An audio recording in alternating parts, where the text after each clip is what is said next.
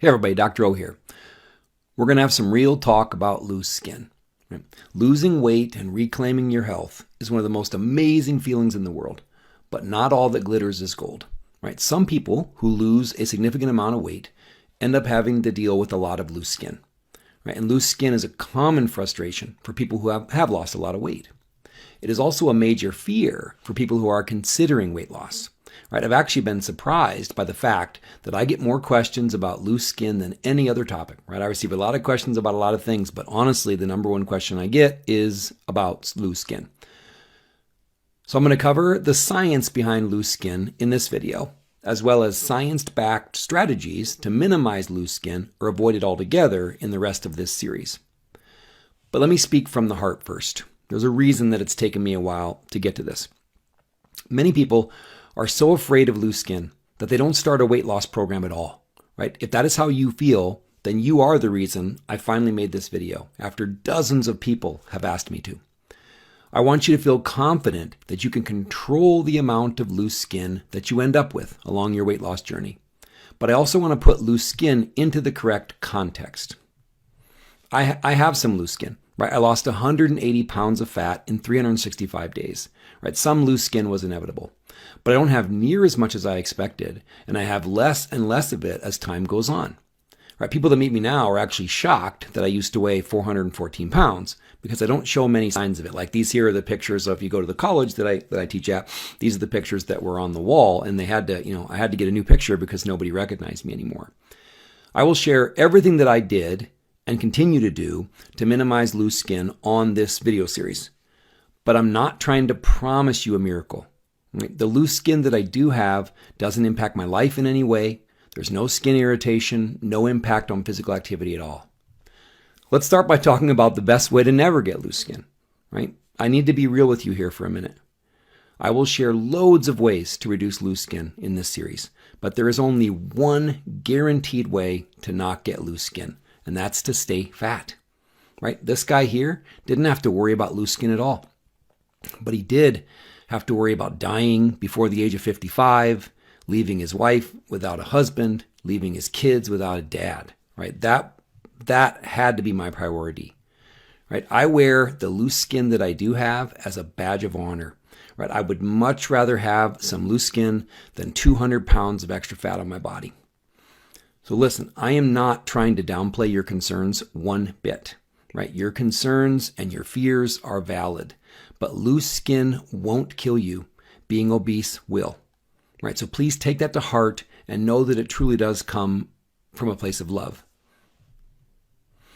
So here's how I think about it personally, right? I take my walks and I think about things, and I kind of made this story up in my head, or this example, right? Not losing weight because you're worried about loose skin is kind of like not wanting to win the lottery because you're worried about having to pay taxes on it, right? It may not be ideal, but you're still in a much better place, right? So just like with weight loss and loose skin, it may not be ideal, but you're still way better off with some loose skin, and I'm going to try to show you how to minimize it, than dealing with obesity and metabolic disease.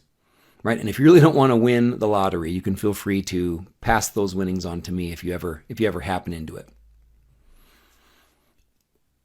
I want you to celebrate every step of your weight loss journey. Right? It breaks my heart that people are sad about loose skin rather than proud that all of their hard work has finally paid off. Right? If that is you, I am proud of you. I know how hard you've worked. I know the work you've put in because I've put it in myself. I've been right alongside you the whole time. So now let's see what we can do about loose skin together. Okay.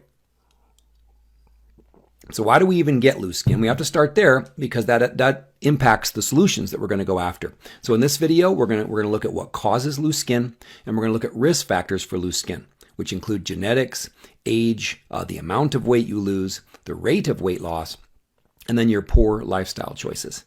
I'm definitely going to share a lot of my opinions about the rate of weight loss because that's one of the most common questions I've got when people found out that I lost 165 pounds in 1 year. That brings up that part of the conversation. So I'm going to share several important tips to decrease loose skin in this video, but parts 2 and 3 are going to be where the real magic lies, right? I'll cover the role that exercise and autophagy from fasting play in reducing loose skin in part 2, and then I'll cover collagen and other important skin nutrients in part 3. So please reach out though. I say that all the time, but I really want you to tell me any questions you have about loose skin. Or are there any specific treatments that you want me to address? Right? Things like red light therapy, skin brushing, etc. I want to know what questions you have because then I'll add that to the videos coming up. Right? So I won't finish this video series until I've answered all of your questions and dealt with all your concerns. Okay. Why do we get loose skin? So here's a picture from the OpenStax Anatomy and Physiology textbook that I teach from, but don't worry, there won't be a test, right? This is skin, right? The skin you see on the outside is called the epidermis. The dermis is what connects the skin that you see to the rest of your body. It's a mesh of fibers, as you can see from that picture, made of collagen and elastin. So collagen, which makes up about 80% of your skin structure, that's what provides firmness and strength. Elastin, like the name implies, provides elasticity and helps keep your skin tight. So what's elasticity? Just elasticity is when something stretches out and then recoils and returns to its normal shape. So we're hoping that our skin is elastic. Loose skin is plastic. So plastic is when you change the shape of something and it deforms. So we want to make sure our skin is as elastic as possible. Our skin stretches when we gain weight, just like filling up a balloon with extra air. Right? This stretching weakens and damages these collagen and elastin fibers. The skin then has a hard time bouncing back easily after a significant weight loss. The elastic tissue has lost some of its elasticity. Right? Think about an old pair of underwear. My wife probably doesn't want me sharing this, but think about an old pair of underwear that's lost its elasticity. So either if you've worn a pair of underwear for a long period of time or you've lost weight, right? Your underwear just won't snap back like they used to. Right? My wife hates when this happens. That's why my favorite underwear have always disappeared, right? Especially during my weight loss journey. Once they get a little stretchy, I think I've just broken them in. I really like them, but that's when they disappear because they've lost some of their elasticity, right? So your favorite underwear can't snap back when you get smaller, which is why you have to buy new underwear or buy a smaller size. This is the same reason why you might get loose skin with weight loss if it doesn't snap back like you want it to. Let's look at some of the science here. What does the science have to say? Image analyzer study of the skin in patients with morbid obesity and massive weight loss. So in this one, they took skin biopsies from 30 patients. And here's a quote. Collagen was significantly thinner in the massive weight loss group in both the papillary and reticular dermis. Those are just the two layers of the dermis. Don't worry about it. And significantly less dense in reticular dermis with damage to the elastic fiber network. So what's that saying in English, right? Thinner collagen, damaged elastin, the two compounds we need to keep our skin tight and elastic.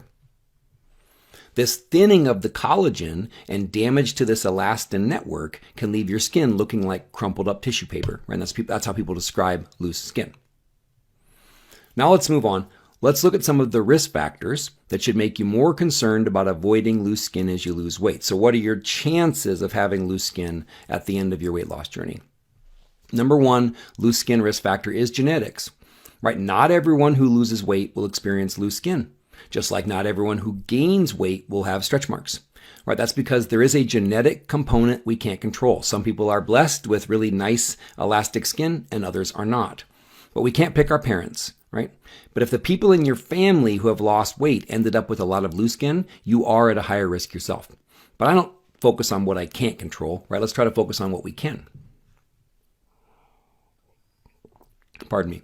All right. This is also why I can't tell you that what worked for me will work for you, right? Some people do everything right and end up with loose skin. Some people do everything wrong and don't have any loose skin at all, right? So genetics do play a big role. So all that I can do is point you down the most science-backed path that I can find. All right, number two, loose skin risk factor is age, right? Simply put, young skin bounces back better than old skin. Right? Your body produces less collagen as you get older. We produce about 1% less collagen in our skin every year after the age of 20. This means that we've lost about 25% of our skin's collagen by the age of 50. This makes loose skin more likely, right? We'll also talk about how stimulating autophagy is even more important as we age, since our older cells have more damage and debris. Our cleanup crew has more cleaning to do. Right, but the good news is autophagy works just fine in older skin as long as you know how to actually trigger it. Another study, What does science say here? Role of age-associated alterations of the dermal extracellular matrix microenvironment in human skin aging. A mini review. This is a review. So a quote, during aging, dermal collagen fibrils undergo progressive loss and fragmentation, leading to thin and structurally weakened skin. So this is why our skin gets worse with age. But age is another factor that we can't control, right? We can't choose our parents and we don't have a time machine. But we work with what we have. Right? The best time to start losing weight for me, and maybe for you, was 20 years ago, 30 years ago. But the second best time was the day that I actually started, right? 2.5 years ago. So we can't control it, but we're going to live with it and we're going to deal with it. The next loose skin risk factor is the amount of weight loss. This also makes sense. The more weight you have to lose, the greater the amount of loose skin you can potentially expect, right? Your skin has to stretch and adapt when you gain weight. The more stretching has occurred, the harder it will be for your skin to snap back. Another study, skin changes after bariatric surgery. So this would involve rapid weight loss as well as a large amount of weight loss. Recent studies demonstrated that major weight loss is associated with damage in some components of the cutaneous, meaning skin, extracellular matrix, particularly elastin fibers and collagen, which lead to higher rates of complications and poorer aesthetic results, which is what they're talking about there with loose skin. So we keep hearing collagen, elastin, collagen, elastin. Well, that's why we're talking about it, because in the solution videos, we're going to talk about how can we improve collagen and elastin formation and function. Another loose skin risk factor is the rate of weight loss, right? So finally, we have one that we can control. Rapid weight loss puts you at increased risk of loose skin. Right. One problem with losing weight quickly is it doesn't give your skin enough time to contract back to its original shape. It takes time for your collagen and elastin fibers to snap back and return to the normal shape, if they're going to at all. So, slow your weight loss if you want to minimize your loose skin. Let's say you're older, maybe you have poor skin genetics, maybe you have a lot of weight to lose. Well, you may want to slow your weight loss down then to minimize how much loose skin you end up with. Give your skin some time to adjust to the smaller you as you go. But, and this is a big but, I don't really know what to think of this, right? This is kind of the hardest part of this video for me to talk about. Why? Well, the good news is that slowing your weight loss leads to the potential for less loose skin. But we really don't know how much it'll help, right? I haven't seen like randomized controlled trials that had people lose the same amount of weight over a faster or slower timeline and then actually seen the end results. So it might help, but it might not. Right? The bad news is slowing your weight loss might decrease the chances that you actually reach your goal. And it might not even matter in the end. So what do I mean by this? Right? People who lose weight quickly typically have a lot of weight to lose. So it's hard to tell if it was the speed of weight loss or the amount of weight loss that increased the risk of loose skin. Purposely slowing your weight loss down to protect your skin will have to be a personal decision. Right? As for me, I'm glad that I lost weight quickly. Right? I transformed my health over a short period of time, and the quick rate of weight loss is what motivated me to stick to the plan. Right? I fear that slowing your progress down too much might cause some people to give up. Right? So I personally wouldn't trade a little bit of loose skin for doubling the amount of time that it took me to lose the weight. But you will have to make that decision for yourself. I'm definitely not saying it's a bad idea. There's lots of reasons to want to lose weight slowly. I just can't promise you that if you purposely slow your weight loss that you won't have loose skin at the end of the journey. So what's the science say here? Skin protein profile after major weight loss and its role in body contouring surgery. This study showed that there was a persistent increase in inflammatory markers in skin after rapid weight loss. So your skin is inflamed when you lose weight really quickly. So we'll talk about how anti-inflammatory compounds might help. It also showed a decrease in a type of collagen called collagen 14, as well as an increase in what's known as immature type 3 collagen. Don't worry about that, but again, rapid weight loss seemed to change the type and amount of collagen that was in the skin. So we will come back to this point later in the series when we are talking about collagen. All right, so we were talking about rate of weight loss here. All this being said, you know by now that I'm a huge fan of losing fat as fast as you can without losing any lean mass like muscle.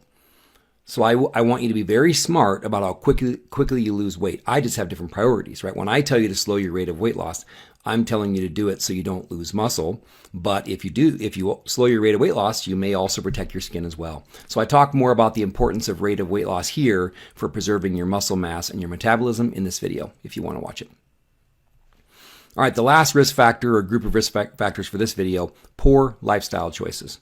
Right, I can't cover these in detail here, but anything that is bad for your skin will make you more likely to have loose skin after weight loss. Right, I can certainly expand on these in future videos if you have questions, just ask. So we see excess sun exposure, smoking, dehydration, stress, poor sleep, a nutrient deficient diet, and sugar consumption. So let's talk about a few of these. Excess sun exposure does reduce collagen and elastin production. Remember the two key ingredients to healthy skin. Getting too much sun or getting enough sun to damage your skin will decrease the two main ingredients we need. So that's a bad idea. Smoking, not only does smoking damage the collagen you do have in your skin, it actually reduces the production of new collagen. So getting too much sun and smoking, both really bad ideas. Let's look at sugar a little bit as well. I have a couple things I want to show you here. So what's the science say about sugar and skin health? So dietary sugars and endogenous formation of advanced glycation end products, emerging mechanisms of disease. So advanced glycation end products are just basically proteins that are damaged by glucose in your body. So too much sugar accelerates skin aging by forming cross-linking collagen fibers. So the collagen you do have is just not as healthy as it should be. Cross-linking prevents your skin from properly regenerating, which is what we're trying to do. We're trying to regenerate more elastic, tighter skin as we lose weight. So here's a quote. Emerging evidence indicates that high dietary simple sugar consumption can represent a substantial source of endogenous AGEs or advanced glycation end products. And then also there's research that shows that fructose, and all the research shows this, fructose is more reactive than glucose in generating these glycation precursors. So a diet high in sugar, like table sugar, which is glucose and fructose, or a diet high in high fructose corn syrup could actually accelerate this problem, this accelerated skin aging. Another one, advanced glycation end products in the skin, molecular mechanisms, methods of measurement, and inhibitory pathways. So let me read a quote, and then I'm going to tell you my favorite story to kind of explain this glycation damage. So advanced glycation end products easily accumulate in the extracellular matrix of the dermis, changing the balance between the synthesis and degradation of the extracellular matrix and ultimately leading to impaired skin homeostasis. Again, we want to break down old skin, synthesize new skin. Advanced glycation end products get in the way. All right. Throat's still a little dry from the guinea pig, I think. What's the most famous example? So if you're wondering what is this? Well, if you've ever gone to the doctor and had your hemoglobin A1C tested, that's actually a test of glycation, right? So the most famous example of glycation damage is the damage that your red blood cells are undergoing because of the glucose or sugar in your blood, right? So the higher your hemoglobin A1C, the more glycation damage these cells have actually taken. So they can look at your red blood cells and look at how damaged they are because of glucose, and they can estimate what your average blood sugar has been over the last couple months. So my grandfather, this is the story I tell my students in the classroom. My grandfather was a bomber pilot during World War II, and he flew some pretty scary missions in Romania at the Ploiești oil fields. So he would go out and fly, and they would take damage, then they would come back. Basically, you could estimate how bad of a fight it was by looking at how much damage my grandfather's bomber had taken. So it's the same thing, looking at your red blood cells and looking at how much damage they're taking and knowing what the average blood sugar has been. So glycation is bad, and having too many of these advanced glycation end products also bad. So if you clean up your diet, you'll improve your skin health. We'll talk a lot more about nutrition in part 3. Okay, so now we know why we get loose skin, and we know who's most likely to have extra loose skin, but what do we actually do about it? Right, so I want to talk about what I did to minimize loose skin while I lost 165 pounds in a year in the rest of this series. So I'm super excited about it. But in the next video, this will be the main one, right? The most common questions I get and the most common answers that I give are about autophagy when it comes to loose skin. So in the next video, we're going to focus on how autophagy allows our body's cleaning crews to remove damaged proteins that interfere with our skin's ability to regenerate and tighten up and snap back. I'll also cover the importance of adding muscle to fill in the skin that fat has left behind. Then in part 3, we'll cover the importance of feeding your skin the nutrients that it needs to tighten up and heal. We'll talk about quite a few of them, but collagen will be the really big one. Then part 4, we'll cover other miscellaneous things that I've tried, as well as things I'm doing now to continue to improve my skin moving forward. So please ask questions. I want to leave no stone unturned because I know this is an important topic to many of you based on how many conversations I've had with you about it. So I want to know all your questions and concerns so I can help answer them. All right, I hope this video helped. I hope that this whole series helps you feel better about your weight loss journey because that's what I really care about. So you have a wonderful day. Be blessed.